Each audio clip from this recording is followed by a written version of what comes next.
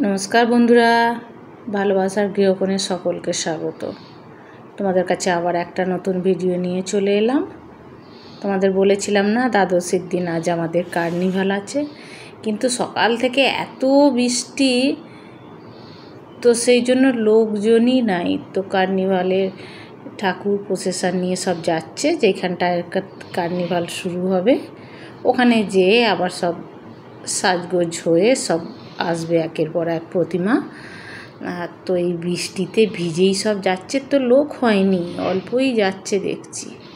আর ওদিকে টানা বৃষ্টিতে নদীর অবস্থা দেখেছো? নদী একদম একুল ছাপিয়ে জল। এইবার এরপর জল ছাড়ছে ডিভিসি, আরও সব ভর্তি হয়ে যাবে চতুর্ধারে। তো এবছর আর কার্নিভালে যাব না, এত বৃষ্টি পড়ছে। এই দেখো প্রতিমা যাচ্ছে, সব প্লাস্টিক পেপারে মুড়ে নিয়ে যাচ্ছে। বৃষ্টি তো পড়েই যাচ্ছে, ঝিরঝির করে বৃষ্টি ক্রমাগত পড়ে যাচ্ছে। তো এবছর আর যাওয়া হলো না। তো এদিকে দেখো বন্ধুরা, এরা দু ভাই বোনে এখন রান্না করছে অপটু হাতে। ওদের ইচ্ছা আজকে একটা যা হোক কিছু রান্না করব। তো আমি বললাম তাহলে ডিমের কারি কর, না তাহলে ভেজে করব, তাই কর। তো পেঁয়াজগুলো কেটে দিলাম, দুজনে এবার রান্না শুরু করেছে। তো তোমাদের বলেছিলাম না আমাদের বাড়িতে লক্ষ্মী পুজো হয়, তো সেই জন্য এসেছে। ওটা ওর ছোটো পিসিমণির মেয়ে, ওর দিদি হয় 8 মাসের বড়, দুজনে সমবয়সী। তো থাকে দিল্লিতে। তো এই পুজোর ছুটিতে এসেছে, তো ইচ্ছা দুজনে মিলে রান্না করব। তো সেই রান্না এখন চলছে, ডিম ভাজা চলছে। এইবার ডিমের কারি করবে, নিজেদের মতো করছে। এবার আমাকে জিজ্ঞাসা করছে, আমি একটু আধটু বলেও দিচ্ছি, দিয়ে দুজনে মিলে রান্না করছে।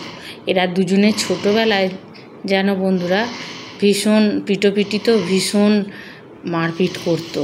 তখন দুজনে সামনাসামনি মানেই দুজনে মারপিট। তখন আমি ওদেরকে বলতাম যে বড় হয়ে দেখবি আবার তোদের মধ্যেই ভীষণ বন্ধু হয়ে যাবে। এখন ঠিক তাই, দুজনে খুব বন্ধু, দিদি ভাই থেকেও বন্ধু অনেক বেশি।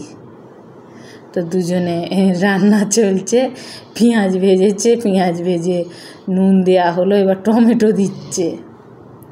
টমেটো দিয়ে এবার নাড়াচাড়া আমাকে একটু একটু করে জিজ্ঞাসা করছে আর করছে।